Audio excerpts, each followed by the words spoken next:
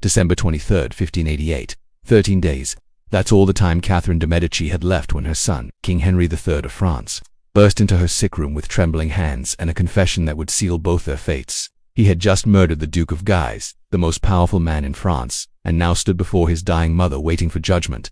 The Queen Mother, who had controlled French politics for 3 decades, who had survived 8 civil wars and outlasted every enemy who dared challenge her, could barely lift her head from the pillow. Her lungs were drowning in fluid, each breath a stabbing agony, and all she could manage was a whisper that cut deeper than any blade. "You have cut, but now you must sew together." She knew what her son didn't, what his panic and desperation had blinded him to. This murder wouldn't save the crown, it would destroy everything she had spent her entire life building. And she had exactly 13 days to watch it all collapse while her body literally rotted from the inside out. But to understand the true horror of Catherine de Medici's final days, we need to go back 4 months earlier to September 8, 1588, when the most powerful woman in Europe discovered she was both politically dead and physically dying, and that the two would race to see which could destroy her first. Picture the Louvre Palace on that autumn day. In one wing, King Henry III was secretly meeting with his closest advisors, preparing to dismiss every single minister in his government without warning. In another wing, his mother lay in bed with what physicians called a severe lung infection, completely unaware that her son was about to end her 30-year grip on French power without even bothering to tell her.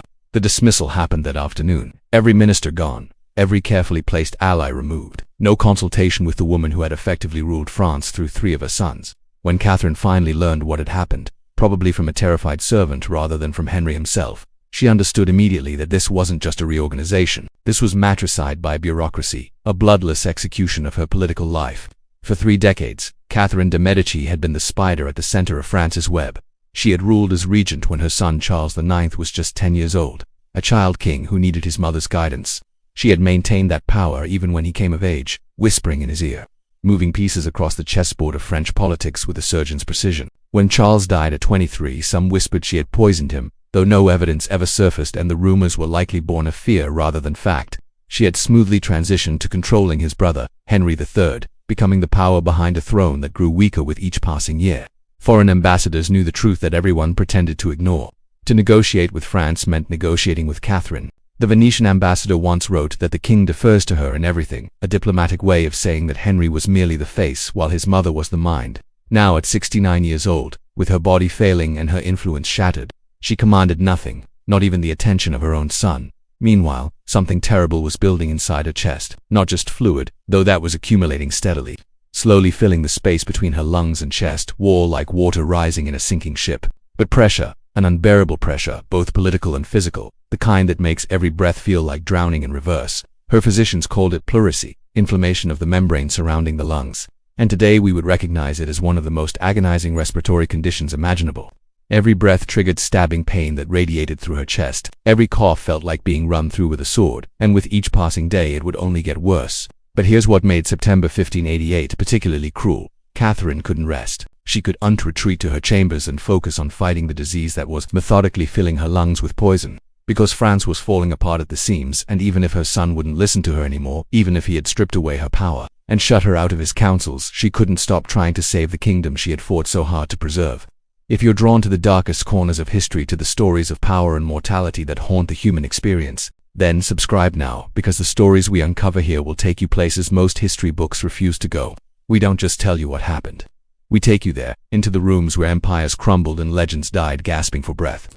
To understand Catherine's desperation, you need to understand what had happened to France by late 1588.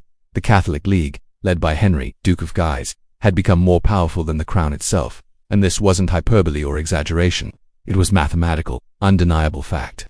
The League controlled Paris, most of northern France, and commanded the complete loyalty of the Catholic majority who saw the Duke as their true champion. King Henry III, by contrast, controlled almost nothing. He held a few scattered territories, commanded a treasury that was essentially bankrupt, and inspired loyalty in almost no one. The Duke of Guise was everything Henry III wasn't, and the contrast between them was so stark it bordered on cruel. Where the king was effeminate and indecisive, known for his elaborate court ceremonies and his mignons, his beloved male favorites who scandalized Catholic France, Guise was masculine and commanding, a warrior who had fought in the religious wars and bore the scars to prove it. Where Henry was despised by his own people, mocked in the streets and cursed in the churches, Guise was adored. Parisians didn't just respect him, they worshipped him. They called him the King of Paris, and some, in their more daring moments, simply called him the King. The humiliation had reached its peak in May 1588, during what history remembers as the Day of the Barricades. Guys had entered Paris against the king's direct orders, a calculated insult that should have resulted in his arrest or execution. When Henry tried to bring in Swiss troops to seize him, the entire city rose up in rebellion. Barricades appeared in every street overnight, as if conjured by dark magic. The king's soldiers found themselves surrounded, disarmed, and in some cases killed by mobs of ordinary Parisians who had had enough of their weak, despised monarch. Henry III had to flee his own capital like a thief in the night, disguised and terrified, slipping through back alleys while the Duke of Guise restored order to Paris with nothing more than a wave of his hand and a few calming words. Think about that for a moment. The King of France, the most Christian king, God's anointed representative on earth according to centuries of French political theology, had to run from his own capital in disguise, while his subject played king in his place and nobody stopped him because nobody wanted to. Catherine had spent the entire summer trying to negotiate between them, traveling back and forth despite the growing pain in her chest, even as the fluid began accumulating in her lungs, even as the stabbing pains grew worse with every mile. She met with Guise, pleaded with her son, and desperately sought some compromise that would prevent the complete collapse of royal authority.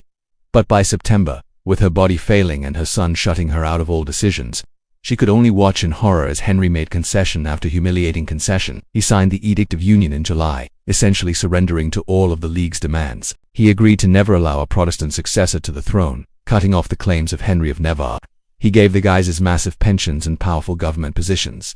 He made the Duke of Guise Lieutenant General of France, essentially handing him supreme military command of the entire kingdom.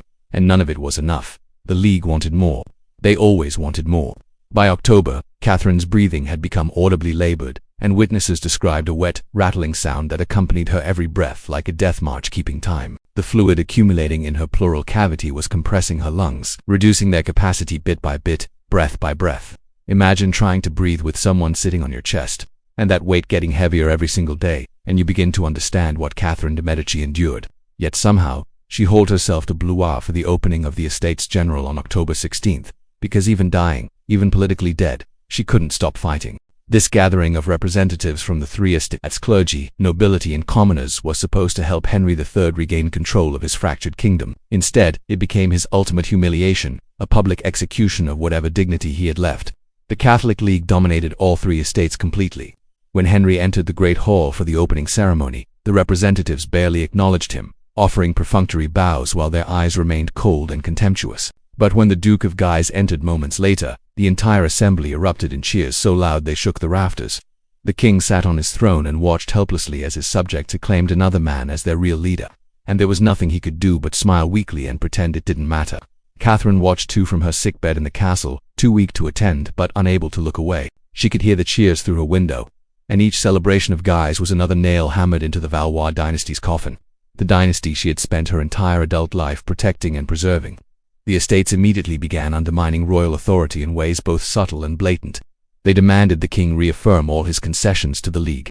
They proposed reforms that would have reduced Henry to little more than a constitutional monarch, stripping him of the power to tax, to make war, even to appoint his own ministers without their approval. The Third Estate, representing the common people, went so far as to refuse any new taxes for the war against the Huguenots, leaving the crown essentially bankrupt and powerless. Every day brought fresh humiliations that Catherine had to hear about secondhand while fighting for every breath. Guise walked through the castle like he owned it, holding court in rooms larger and more lavishly decorated than the king's own chambers.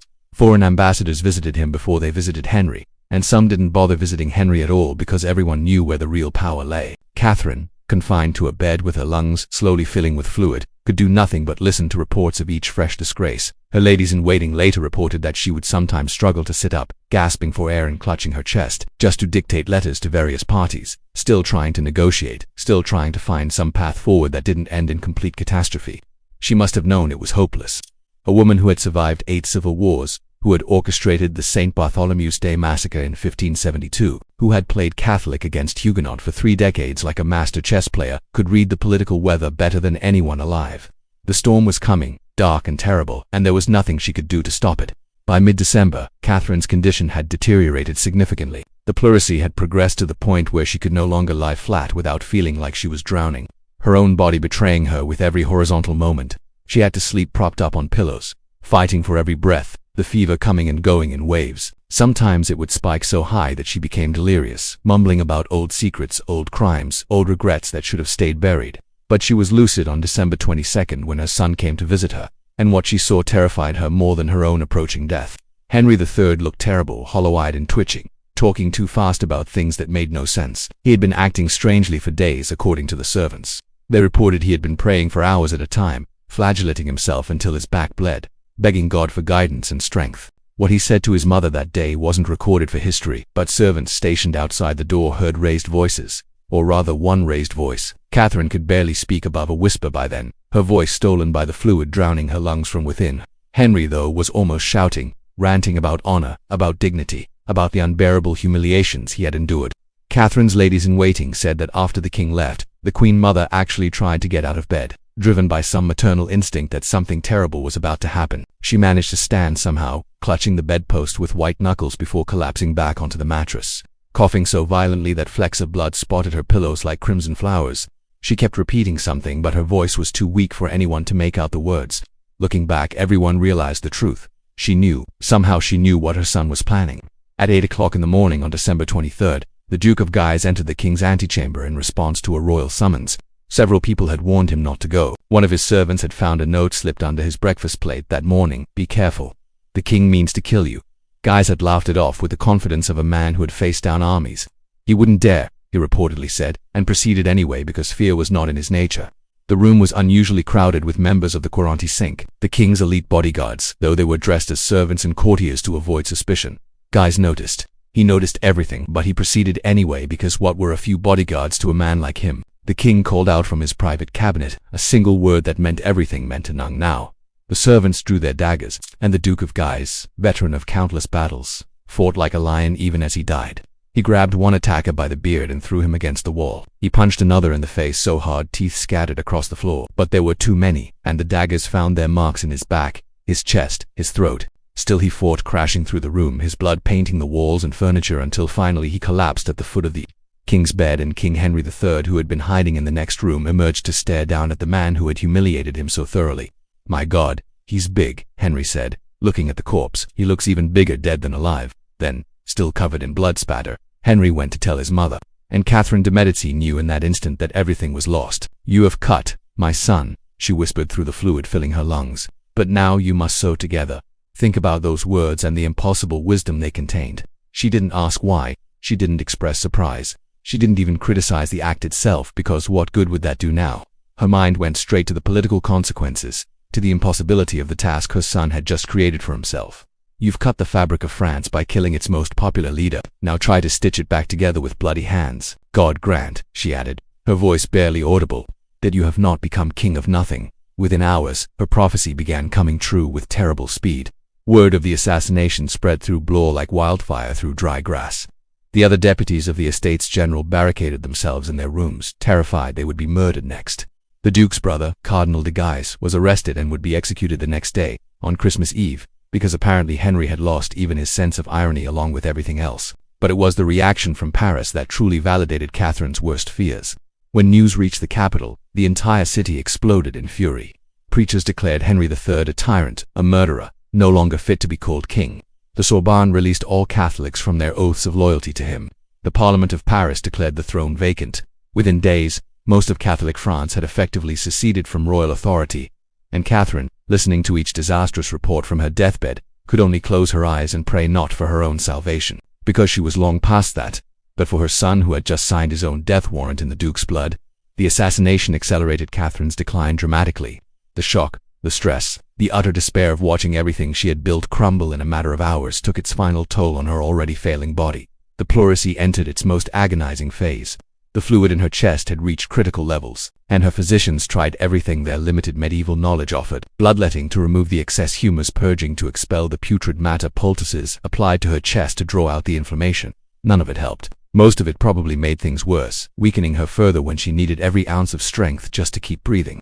The infection had spread beyond just her lungs now, and contemporary accounts describe a horrific smell beginning to emanate from her body, the unmistakable stench of internal decay. Her flesh was literally beginning to rot from the inside out while she was still alive, still conscious, still aware of everything happening around her. December 25th, Christmas Day, brought no peace or comfort. While the rest of Catholic Europe celebrated the birth of Christ, Catherine lay gasping in her bed. listening to reports of cities across France declaring against her son. By noon on January 5, 1589, the convulsions had returned, but weaker now, her body simply lacking the strength for violence anymore. The rattling in her chest had changed from the wet sound of drowning to something drier, more mechanical. The death rattle, they called it, the sound of human machinery finally shutting down. At approximately 2:30 in the afternoon, the rattling stopped. There was no dramatic final breath, no profound last words, no peaceful passing into the gentle night. Catherine de Medici simply stopped. One moment the mechanical sound of dying, the next moment silence. The woman who had ruled France for 30 years, who had survived wars and plagues and assassination attempts, who had outlasted every enemy, died drowning in her own body while her son's kingdom collapsed around them both. 7 months later, on August 1, 1589, King Henry III would be assassinated by a fanatical monk, stabbed in the abdomen and dying slowly over 2 days in agony, just as his mother had predicted. "You have cut, but now you must sew together," she had told him. He never learned how. What do you think Catherine felt in those final moments when she realized everything she had fought for was lost? Was it regret, acceptance, or perhaps relief that she wouldn't have to watch the final act of the tragedy she had seen coming? Leave your thoughts in the comments below, because history isn't just about the facts we remember but the human questions that haunt us across the centuries.